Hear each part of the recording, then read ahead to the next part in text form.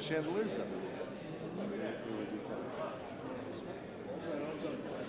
What if we all put our phones on? Yeah. Light, we get your lights out. You guys got lights on this campus? Can we turn them on? You get a light? Turn on. I bet it will. Won't do any good. Too far. Try it. Way too far. Like the back row. Try it.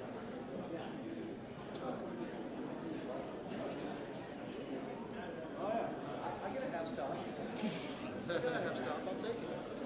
You know, if all y'all did that, we'd be set. Is that optional? But we're not doing it. Yeah. Yeah. It ain't happening.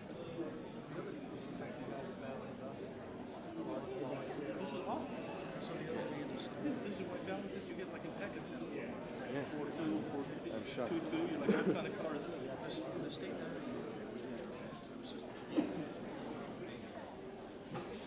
I've covered some press conference in Pakistan where they didn't just like, you know. Yeah. Some of the room. Just a little nut gives him just enough. Yeah. You don't want to put on too hard. And then have him tell you to turn it on. You gradually just turn it on as you walk in. And you don't, because you know, the more you hit him, you have that shadow behind you too. What's the real reason? It's him. You think his eyes are good? It's not that much. He's used to undermining. He used to get on TV shows, and he was able to say what he wanted to say. Then turn that down. And then it's lighting director will come up.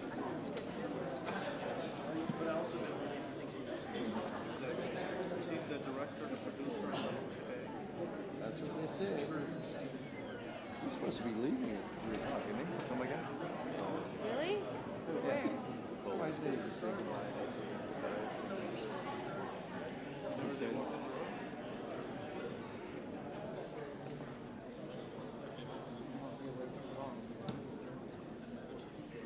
That's okay.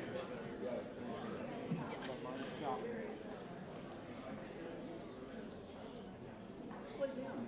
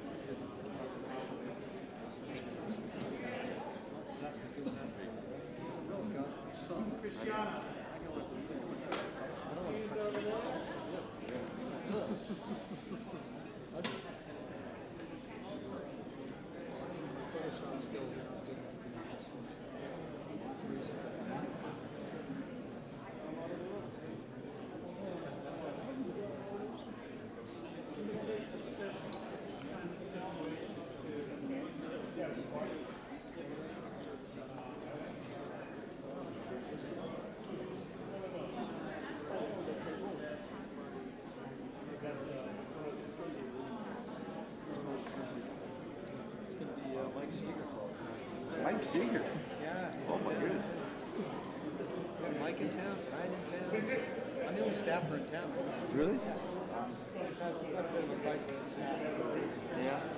No issues? The schedule is Leah's off on a hospital environment. Carlos has been on comp time for 6 months. John's on paternity leave. Carlos has been on comp time for 6 months. She seems to I'm not saying that begrudgingly. Yeah. Long before. Yeah. Ken, John's on maternity leave. Wow. He's not back the end of this one.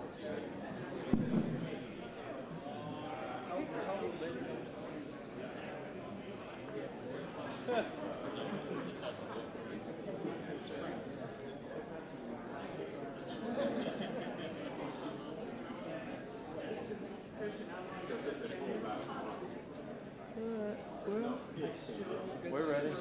Ryan is reported back to Corinne. Lost. It's as crazy as everyone sees it. It's everything they told him, and multiply it by 10. You're just watching everything, just changing it every second, Yeah. changing back, changing again. Yeah. He's like, it's gonna.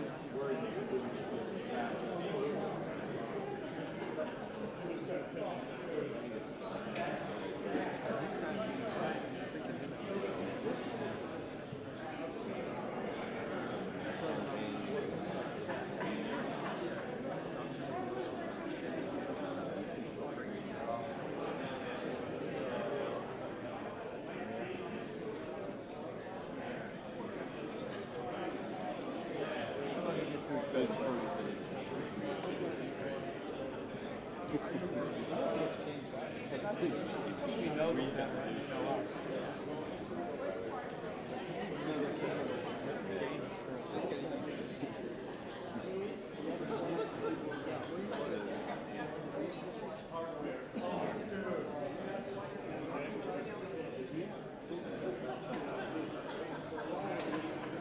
Well, the last event I did was in Shanksville, and that was, I talked about it, just Well, that was awful terrible. for you guys from there. Huh? Get nothing, did you, from the backstand? Oh, it was, I mean, it was okay. Actually, they produced a couple decent They were pictures. predicting some bad weather, so they had it all covered. Yeah. The set piece on stage just Yeah. didn't work. We didn't have anything until he did his walk. Yeah. Now Jim's on the line. I'm sending the camera. So you want pictures? Send it from Jim. I can't just make it. you can't create it. No. No, but I learned my Washington rule. Bring a ladder. And the ladder really helped. You're up there. Yeah. Okay. I was the tallest guy up there, no question. And but I tell you one thing, I forgot how tough it is to drive in fog in Pennsylvania roads going like this. You know? The night before? Yeah, because I stayed in Bedford, right? But the road in between Bedford and Shanksville is you got to go up over the mountain, right? And it's like it was foggy and rainy, and at one point I was going 45 miles an hour, and this car just zipped by me. I'd been going 70, and I said, I can see 150 feet in front of me, 200 feet, 250 feet, right? And I'm thinking, what is he doing? And you look at the Google Maps where it goes like this, right? And then did a horseshoe curve. That's when you use the GPS. I've done that before when I dial in, I increase the resolution of the GPS, so I'm using the GPS to predict what curve I'm taking next. Yeah. Oh, yeah. How long a drive is that? It's about 2.5 hours. Yeah. Really? Yeah. I mean, I'm sorry, 2.5 to Bedford, then another half hour, so 3 hours. Yeah. Well, I mean, a lot of people go to Somerset and then come back. Yeah, but it's easier if you just go to Bedford. Huh? Where's it in relation to Harrisburg? Oh, it's basically probably equal distance between Pittsburgh and Harrisburg. Yeah, it's west. Yeah.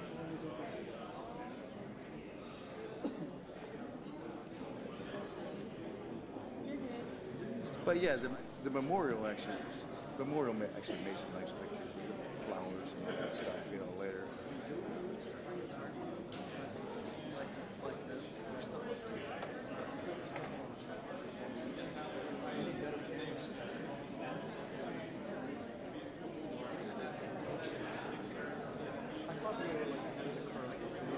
PC crew, what you need a new IP for the East Room?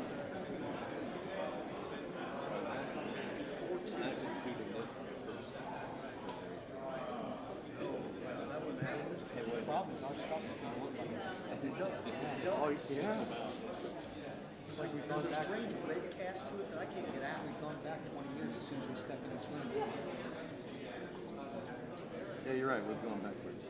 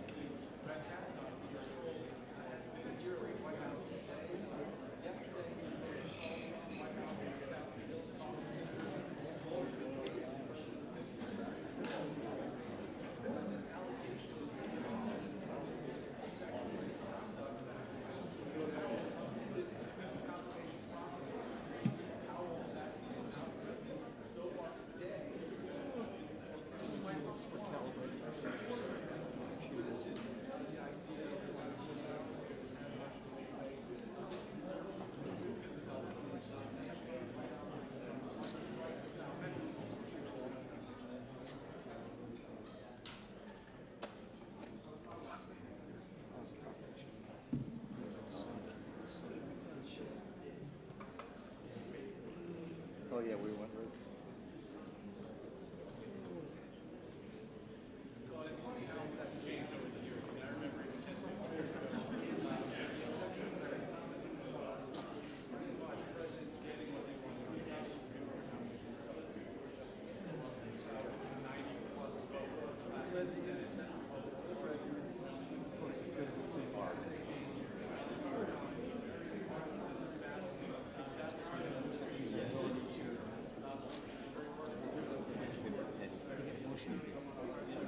Yeah, white's clean. But he's violet's fun. It's like a whole digital. It's a whole digital.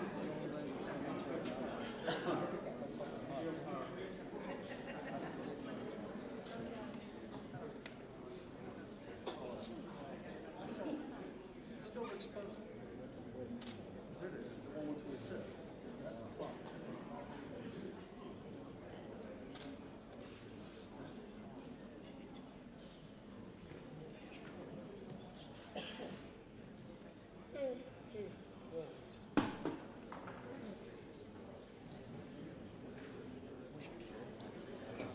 This is the D850 blowing it up. Yeah. Well, we're 2-minute mark.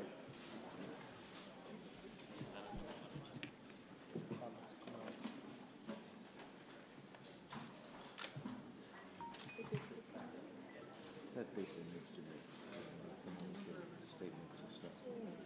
Those Chilean coal miners have more light than we do. I mean, when they come in, they're going to stand up, so we got no pictures. The tie. Yeah. No. Just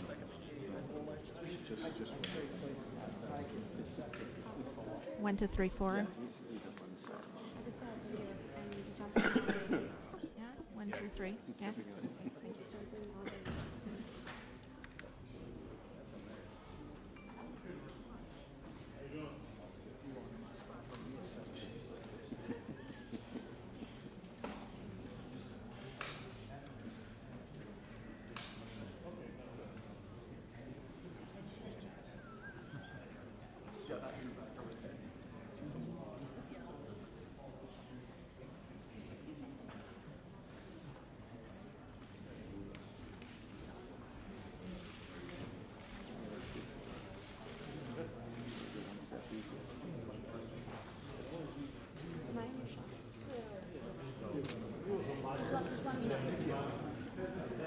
You want to be right there?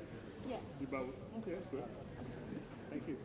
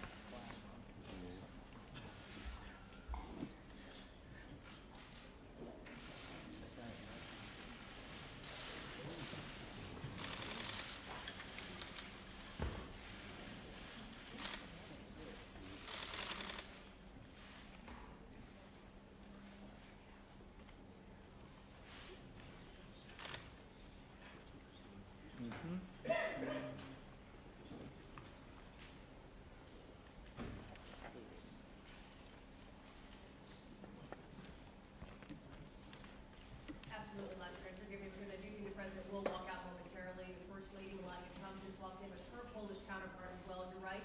So while the president is here with his Polish counterpart, much of the discussion, I believe, during the question and answer portion will revolve around the story of the trip in Washington. What happens next with Judge Brett Kavanaugh? The president has already addressed this once today. He says he has not spoken to Kavanaugh since that allegation came out from Dr. Christine Blasey Ford. The president also says that he does not believe the FBI wants to investigate this, or some Democrats are now calling for it. Forgive me as I look over my shoulder. General John Kelly, the president's chief of staff, is walking in now. Ladies and gentlemen, the President of the United States, accompanied by the President of the Republic of Poland.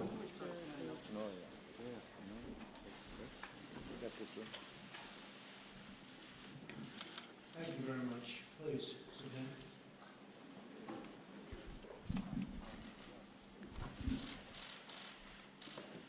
Today I'm very honored to host the President of Poland, friend of mine, President Duda. And Mrs. Duda, thank you very much for being here. Great honor. It's lovely to have you at the White House. We spent some time in the Oval Office, and we accomplished a lot. Melania and I are deeply grateful for the incredible welcome the President and Mrs. Duda gave us in Warsaw, Poland. Last year was a very exceptional day, extraordinary. It's wonderful to have them both with us in Washington today. Thank you very much, Mr. President. During my visit last summer, I had the privilege to stand before the monument to the Warsaw Uprising and address the people of Poland about our shared commitment to defending our heritage and our civilization. It was an experience I will always treasure and I will never, ever forget. Not far from where we stand today, another monument in another square, the statue of General Kosciuszko in Lafayette Park reminds us that the bonds between our people go all the way back to America's Revolutionary War. This year, the United States and Poland are celebrating 100 years of Poland regaining its independence and nearly 100 years of U.S.-Polish diplomatic ties. It's a long time. I'm thrilled to say that the alliance between our nations has never been stronger, with you and I at the helm. Do you agree with that? Thank you, Mr. President. Glad he said yes. In our discussions this afternoon, President Duda and I agreed to bolster our robust defense ties. We will enhance cooperation in military relations, intelligence, missile defense, technology, and training. I'm proud to report that Poland has recently purchased a state-of-the-art Patriot missile system, which is a great system. We make the greatest military equipment by far anywhere in the world. And it's made right here in the USA. We are grateful for Poland's leadership on defense spending and burden sharing in NATO. I want to commend Poland for meeting its NATO defense spending obligations, and I'm glad that it plans to increase spending beyond the 2% minimum obligation. Thank you very much for that. I'd like to share my gratitude to the people of Poland for their contributions to NATO's resolute support mission in Afghanistan and the coalition to defeat ISIS. We've made tremendous progress with respect to the defeat of ISIS, as you've seen. We also understand that you can't have national security without border security. Both Poland and the United States understand that strong nations must have very strong borders. The President and I likewise are exploring opportunities to advance energy security. The United States and Poland are deeply committed to energy diversity all across Europe. No nation should be dependent upon a single foreign supplier of energy. Poland has worked tirelessly to increase energy independence nationally and across Central Europe. It is constructing a new pipeline, the highest technology, from Norway to Poland, and it recently built a liquefied natural gas import facility. Last year, the United States was proud to send its first export of LNG to Poland, and soon our nations will launch a high-level diplomatic exchange on energy security. And Mr. President, we are now, as of a few months ago, the largest producer of energy in the world. So that's a big statement. President Duda, I also just want to talk to you about the 3C Summit, where Central European leaders were working hard to increase energy market access, reduce energy trade barriers, which is something we have to get done with respect to the European Union. The trade barriers, they make it very difficult for the United States. And to strengthen energy independence. The United States firmly supports these goals, and we are eager to expand commercial ties all across the region of Europe. In our meeting today, the President and I discussed our bilateral economic relationship at length. Poland has experienced more than a quarter of a century of uninterrupted economic growth, which is a very big statement. Very few can say that. And we look forward to further enhancing trade, investment, and commerce between our two great nations. My administration is committed to realizing a future of prosperity and opportunity for all Americans. This month, we celebrated the highest employment level in U.S. history. We are right now employing more people. We have more workers in the United States than at any time ever in U.S. history. I look forward to partnering with President Duda as we grow our economies together. Mr. President, thank you for joining me today. Poland has chosen its place among the free and independent nations of the world, and is a loyal ally and strategic partner of the United States, and we greatly appreciate that. We welcome the next 100 years of friendship between our two nations. Mr. President, thank you very much. Thank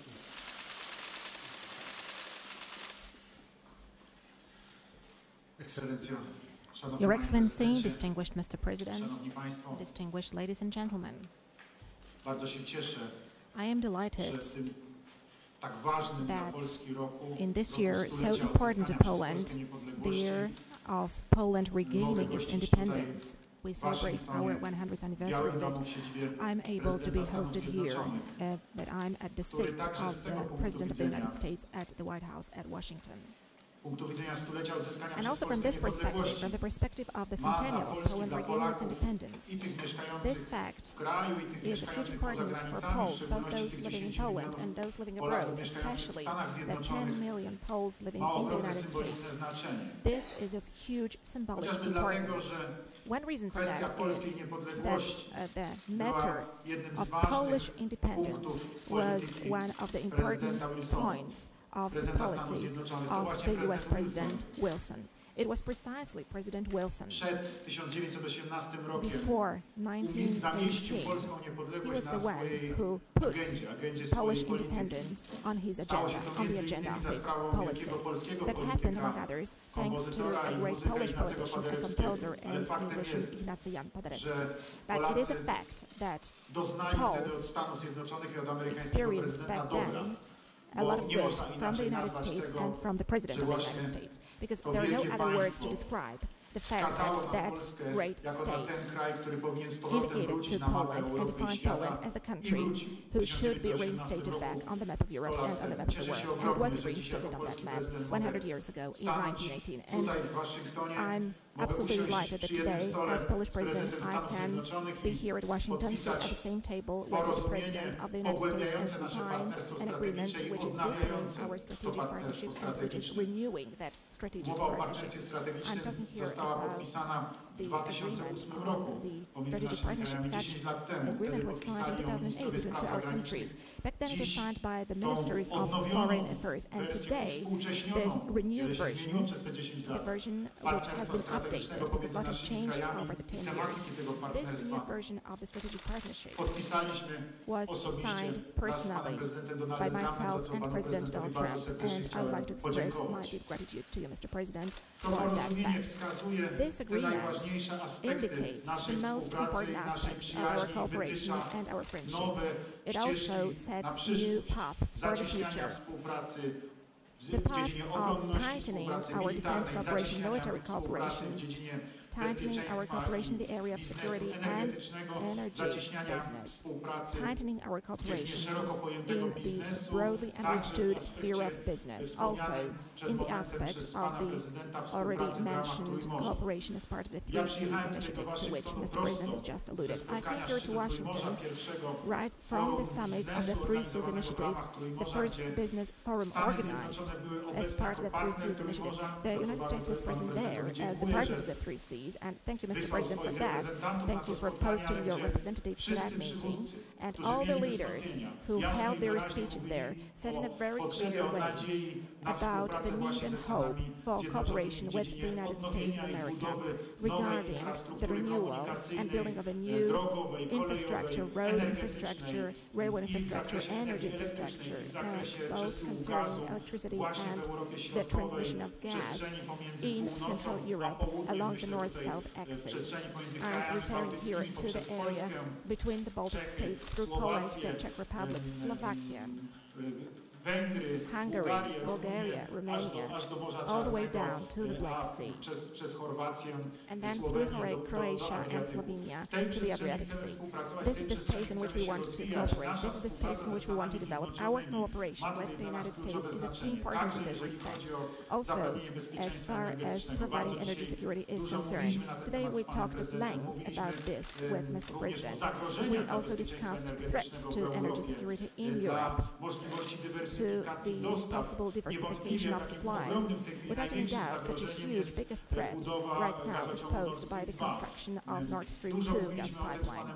We discussed at length about this with Mr. President. I presented him the situation as it is. Unfortunately, we have to be clear and say that both from the German side and from the Russian side, this construction has already been started. There are still some formalities going on connected with the laying of the pipes at the bottom of the Baltic Sea. However, this investment, without any doubt, threatens energy stability of Europe, and without any doubt it also threatens Polish energy security, because it is a threat. There is a threat of Russian energy domination, especially when Russia mentions that it's going to build more pipelines, Nord Stream 3, Nord Stream 4. This threat of absolute Russian domination in Europe in terms of gas deliveries is obvious. What are the results of such a domination, ladies and gentlemen? We were able to see that ourselves a couple of years ago in Ukraine. A sudden interruption of supplies. Of course, it had nothing to do with economic factors. It was connected only and exclusively with a political blackmail. It was a fact. And it is obvious that today we are making efforts and we are going to go to any lengths to protect ourselves from that. That is why we decided to construct an LNG terminal. That is why we also decided to receive the LNG gas from the United States. I'm really glad that we have concluded such contracts. I'm glad that American companies are right now delivering LNG to Poland. And this precisely is a very important element of diversification of gas supplies to our country. And I firmly believe that thanks to the LNG gas terminal, thanks to expanding its capacities as far as the annual quantities of gas are concerned, we are not only going to realize and safeguard our own energy needs, but I also hope that we'll be able to transmit gas further to our neighbors through the development of the 3Cs initiative area, through the construction of interconnectors. These issues were already well raised by us today during our talks with Mr. President. And last but not least, opening up to business. We would like to invite American business to Poland. There are better and better investment possibilities. Poland is experiencing a very dynamic growth. Of course, there are companies from the United States which have been present in the Polish market for many, many years, like General Electric, which right now is implementing a huge investment concerning energy sector in Poland, conventional energy, such as construction of the all-encompassing 2, a plant that is a huge contract amounting to almost $2 billion. These are the huge projects which are all being realized in Poland. We want to invite to Poland all business people, those who have got huge economic projects here here and who have got huge possibilities of investment, but we would also like to invite the smaller ones. Poland is a big European country. I believe it is an interesting partner where the United States and the US business is very much welcome, and I want to assure you, ladies and gentlemen, about that. There is also a perspective of developing your activity through Poland to include the Three Seas countries, and this is something that we have been working on as a part of the Three Seas initiative. We want to ensure also the communication possibilities, and we also want to increase the opportunities for economic cooperation. We want also business partners from the US to join our projects. There are going to be a lot of communication, traffic-related investments in our part of Europe. We would like to invite American businesses to come because I believe that this opens up an opportunity for making joint business. And ladies and gentlemen, all of that is connected, of course, with the issue of military security. I'm hugely delighted with the presence of US armed forces in the Polish territory. I'm deeply satisfied with the decisions that were taken by Warsaw NATO Summit in 2016, where the presence of the military forces of NATO in Poland was guaranteed. I'm also happy that we have in Poland American soldiers as part of our bilateral agreements. But I would like to invite you, Mr. President, to post more American troops to Poland.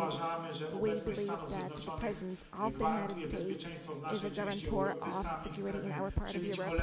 We ourselves want to invest further. We want to modernize Polish armed forces. Mr. President, Trump mentioned the so-called Wisła air defense system that includes the purchase of Patriot missiles. We are implementing the largest military investment so far as the Polish armed forces are concerned in the last 30 years.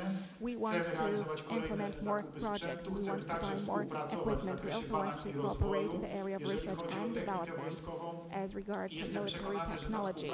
And I'm convinced that this cooperation between Poland and the United States will go on smoothly. I hope that Mr. President will make a decision to deploy to Poland more U.S. units together with equipment. Ladies and gentlemen, I was smiling when talking to Mr. President. I said that I would very much like for us to set up a permanent American basis in Poland, which we would call Fort Trump, and I firmly believe that this is possible. I am convinced that such a decision lies both in the Polish interest as well as in the interest of the United States. Poland is an attractive country, and first and foremost, it's got a very important strategic location in Europe, and I'm convinced that for the interest of the United States, also pertaining to the security of the United States itself, the presence of the U.S. armed forces in our country is important also to protect American interests. Mr. President, once again, thank you very much for this meeting. Thank you once again for this joint declaration that we're able to sign today. Thank you for also adding this splendor to the centennial of Poland regaining its independence and also to the 10th anniversary of our strategic partnership. A tremendous amount of LNG will be exported to Poland. We're giving them a pretty good price, but they're buying a lot of it, and that's going to be great. I do want to say that while we're together, tremendous effort and bravery is being shown in North Carolina, South Carolina, Virginia, in the area that was so horribly hit by Hurricane Florence. I just got some clips of some of the things that the Coast Guard is doing and getting people to safety in horrible, horrible conditions. And I want to just salute all of the people that are working so hard, the first responders, law enforcement, the military, FEMA. The job they're doing is incredible. It's incredible. So I just want to thank them very much. And I think what we'll do is we'll take our first question from Emerald Robinson of One American News. Emerald.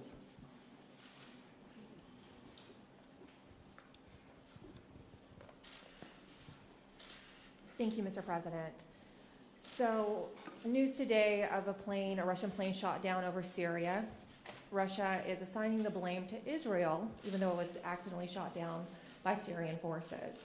Clearly, things are heating up. There's concerns by many Americans, most Americans, that we might be involved in a war in Syria soon.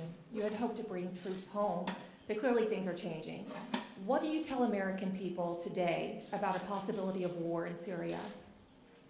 Well, I just heard about the incident you have mentioned, Emerald, and it sounds to me, and it seems to me, just like, based on a review of the facts, that Syria shot down a Russian plane. And I understand about 14 people were killed, at least, and that's a very sad thing, but that's what happens. But Syria, according to early reports, that's subject to change, but that Syria shot down a Russian plane. So that's not a good situation. We have done a tremendous job in Syria and in the region eradicating ISIS, which is why we're there.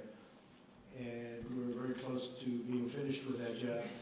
And then we're going to make a determination as to what we're going to do. But we have eradicated ISIS in a very large area of the Middle East.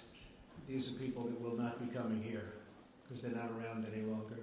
So we've done, in a very short period of time, our Vice President is here, Mike Pence, our great Secretary of State, really, thank you very much for the great job you do, Mike Pompeo. And we've been working very hard on this, and we've done an incredible job over there, but we'll make a decision fairly quickly. Thank you very much. Would you have a question for the President? Certainly.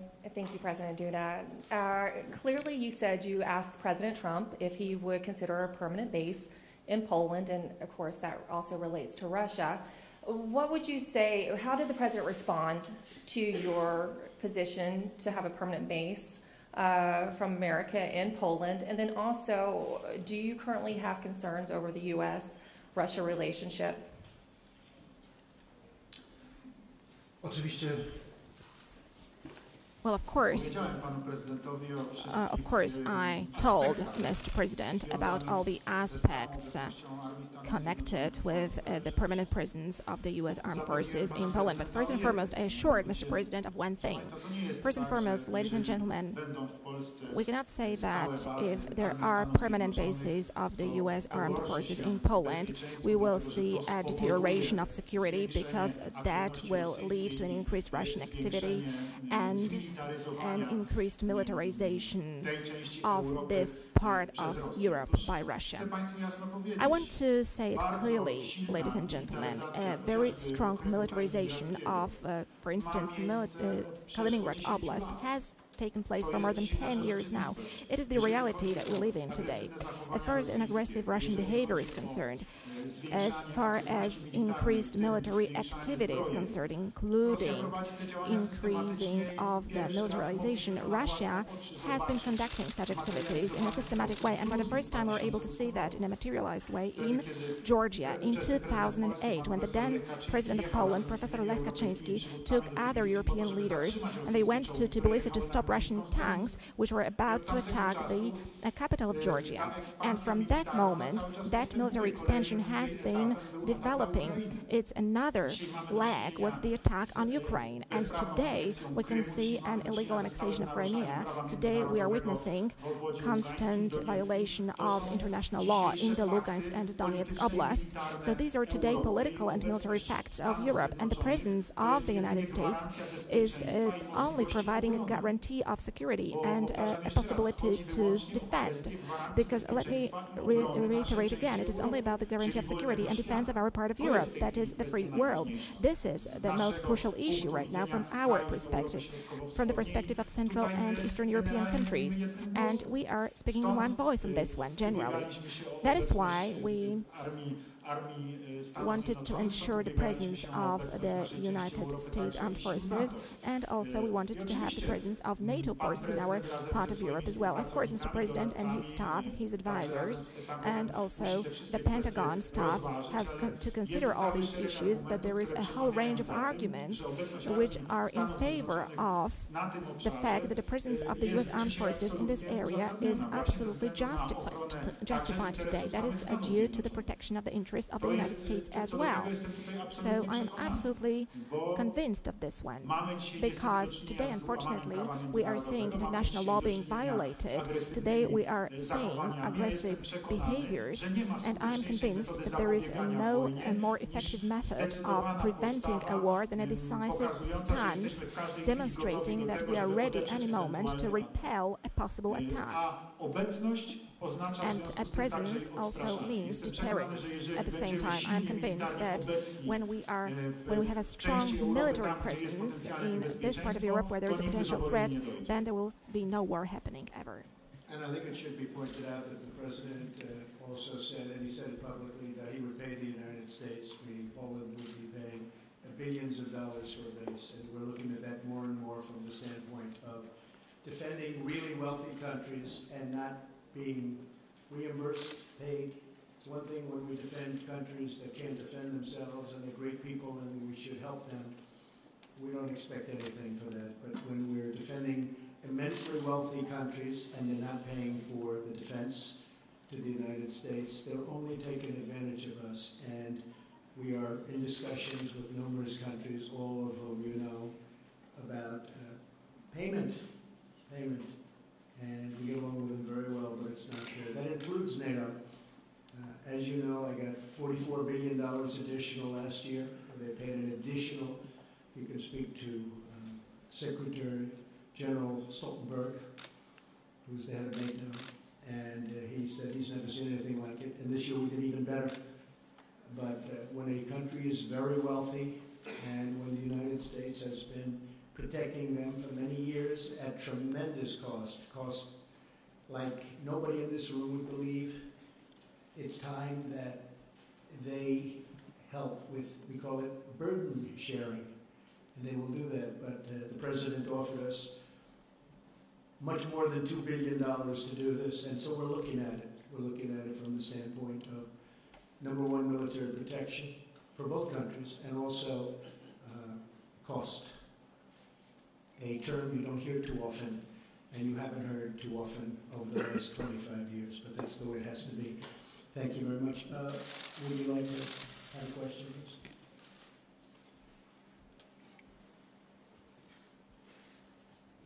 Dzień dobry.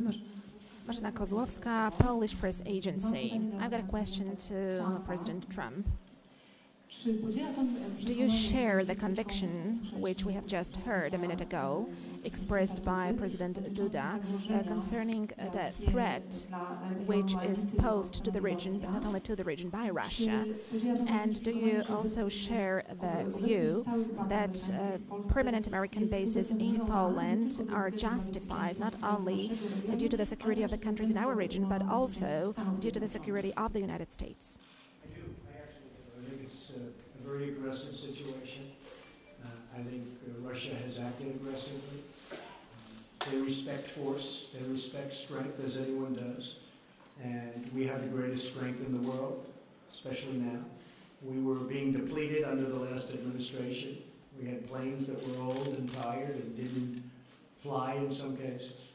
They were getting used parts. This is the United States. It doesn't happen. We make the greatest planes in the world and missiles in the world. And we have enhanced, to put it mildly, our military. It's literally being rebuilt as we speak, with literally hundreds and hundreds of planes and missiles and everything that you can imagine. They never had it so good, because I got in Congress $700 billion this year, $716 billion last year. That's far more than they ever anticipated. I viewed it two ways. Number one, military, because it's always more important than anything else, including jobs. But number two is jobs. We make everything here. So it's hundreds of thousands of jobs to make for us the best military in the world. And Russia respects that. They respect that. So I am with the president. I feel that he's right. And I feel that, look, you look at the history of Poland and Russia, that's a long and very complicated history, so certainly he has a right to feel that way. Okay? And a question to President Duda. After the meeting that you have had today at the White House, do you have the feeling that the probability that Polish expectations concerning permanent American presence in our country are closer to being implemented? Are they going to be a fact? I do. Ladies and gentlemen, today myself and Mr. President had a tete-a-tete meeting, a private meeting, and then we met also with our staff. We had long conversations, very honest discussions, and very strong at certain points as well in terms of diagnosis of the situation in the area of military security and energy security alike, and I am convinced that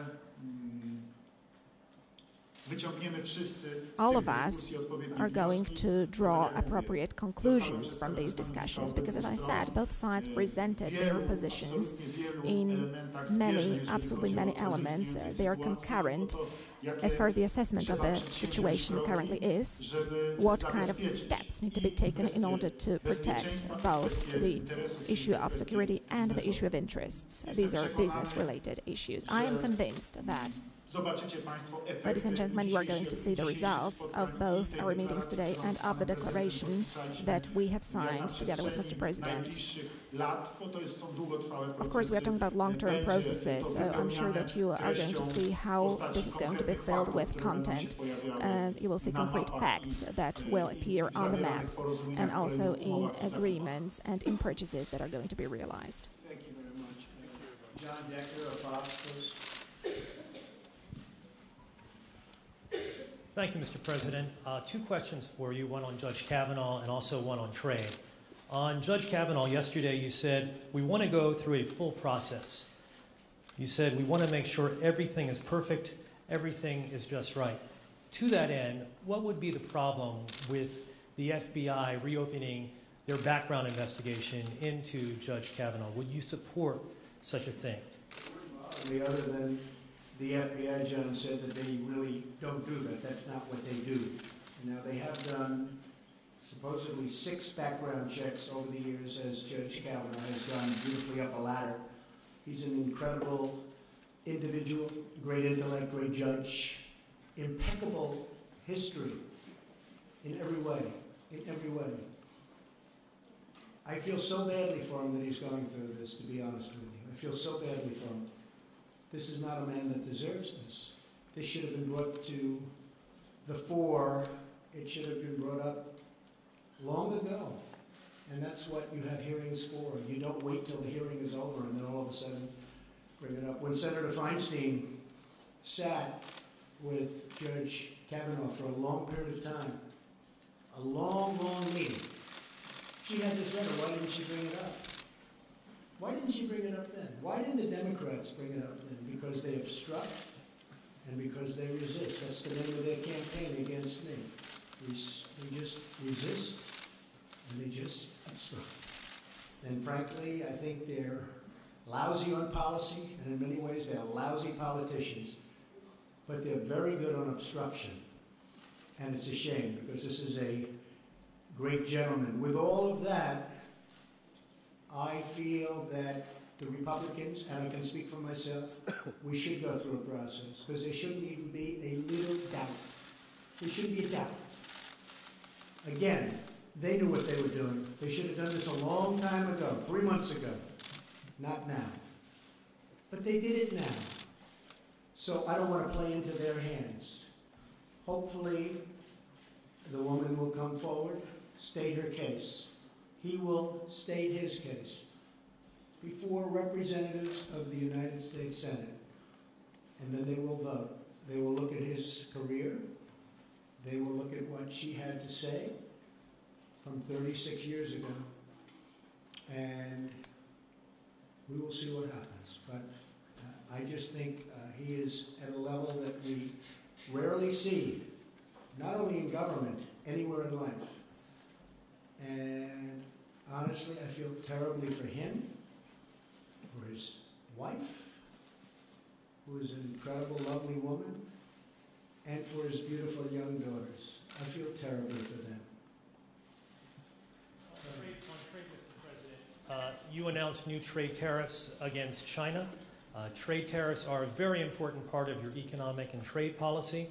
In your first year in office, the U.S. trade deficit increased by 12%. And last month we saw the trade deficit increase to, I believe it was $72 billion. So my question to you is your trade tariffs policy working? Well, we just started. We didn't do anything with respect to China because we wanted to have the benefit of China having to do with North Korea. And they have been helpful. I hope they're still helpful. There's a question about that. But it got to a point where the numbers were too big. This should have been done for the last 20 years. If you look at the WTO, the World Trade Organization, that's when China really happened economically. It was like a rocket ship because they took advantage of the rules of the WTO. And whoever was standing at this podium in this incredible White House, in the Oval Office, they should have done something about this long ago. Over the last number of years, China has taken out of this country $500 billion and more a year. $500 billion. That would go a long way for Poland, wouldn't it? Rebuild your whole country. And that's what China did. They rebuilt their country with tremendous amounts of money pouring out of the United States. And I've changed that around. And if you look at what's going on, our market is going up like a rocket ship. I don't want their market to go down, but their market is down 32% in 3 months. Because we can't let them do any more what they've done. And I watch trade deficits because to me deficits are very important. They're not everything, and they're not exact. Sometimes you can have a deficit, and that's not such a bad thing. But when you have $375 billion in trade deficits, and then many billions of dollars in other liabilities of all different types, you have to do something about it. We are the piggy bank to the world. We've been ripped off by China. We've been ripped off by, excuse me, Mr. President, the European Union, of which you're a part of. We've been ripped off by everybody. And I want to protect the American worker, the American farmer, the ranchers, the companies. And we're not being ripped off, you will see in a little while. Speaking of that, we've come to a conclusion with Mexico. We have a wonderful deal for both parties. It was a very one-sided deal. Now it's a good deal for both parties. Very happy with it. The new president had conversation, and it was terrific. I think we're going to have a very good relationship. We'll see. We'll see. We want help on the border because we have the worst immigration laws in the history of mankind or womankind. We have horrible, horrible immigration laws, so we want help. But we've come to a conclusion with Mexico. Canada has taken advantage of our country for a long time. We love Canada. We love it. Love the people of Canada. But they are in a position that's not a good position for Canada. They cannot continue to charge us 300% tariff on dairy products. And that's what they're doing. So this is a process. It takes a little time. The European Union wouldn't talk to us. They wouldn't talk to President Obama. Wouldn't even talk to him. And then I said, that's okay. You don't have to talk to me. Jean-Claude is a tough man. He's a very good man. I like him, but he's tough. He's nasty. The kind of guy I want negotiating for me. But he's a tough, tough cookie. And I said to him, we have to renegotiate the deal. He said, but Mr. President, we are very happy with the deal. We don't want to negotiate. I said, you may be happy with the deal, but I'm not happy with the deal. And he didn't want to renegotiate. And after 3 times, he still didn't want to renegotiate. I said, that's okay. We don't have to renegotiate any longer. We're going to put a tariff on all of the millions of cars you send into the United States. And honestly, he was in my office so quickly from Europe that I didn't know they had airplanes that flew that fast. I said, where did you find this plane? And we have the semblance of a deal. Because it's, to a large extent, economically all about cars. Cars are a very big factor. And they send millions of BMWs and Mercedes into our country. So we are working on trade very hard. It's very important to me. It has been for 30 years. I've been saying for 30 years. Started with Japan. I talked about Japan. I was right. I talked about China. I was right. It's what I do. And I like doing it. But I like doing it for the people.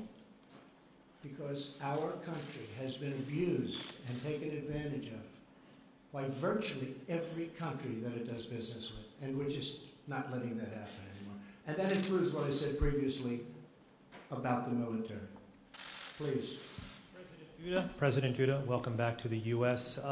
As it relates to U.S.-EU relations, as the President mentioned, Poland is a proud member of the European Union. How would you describe U.S.-EU relations right now? Did you talk about improving that relationship? Did you carry a special message to the President from Mr. Juncker? Szanowny panie redaktorze, bardzo bym chciał, Sir, I would be very happy if it was Poland which would disrupt the trade balance of the United States. I really would be happy if that was the case.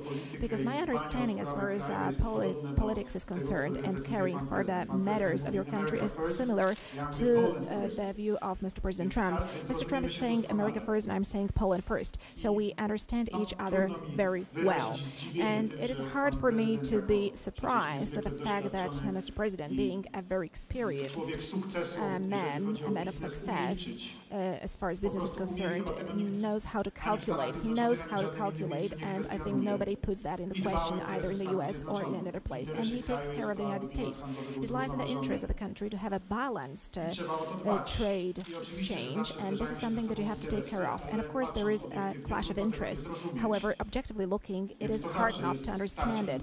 So there is always a competition of interest, and there is every kind of business is a competition of interests. And I represent Polish interests, whereas President Trump represents American interests. The whole thing is as follows. On important matters, you have to strike an agreement to make sure that both countries wins and lose as little as possible. And then we have an understanding, an agreement. And then we can say that we are cooperating with each other on equal level. And I believe this is the kind of cooperation that Mr. President would like to have with the European Union. It will be hard to be surprised with that. I'm listening calmly to that, and I would like Poland to be such a country, such an economic superpower, that it would be a very important partner to the United States. I said jokingly in the beginning that I wish it was Poland which disturbed the trade balance of the United States and our exports to the United States, but I do believe that our cooperation is going to develop well on partners-like principles. The trade deal with South Korea has been fully renegotiated and is ready for signature. We may sign it at the United Nations or shortly thereafter. That was a terrible deal for the United States. Now it's a fair deal, but that's been fully renegotiated in addition to Mexico and some of the others that are very close. Thank you very much, everybody. We appreciate it. Thank you. Thank you.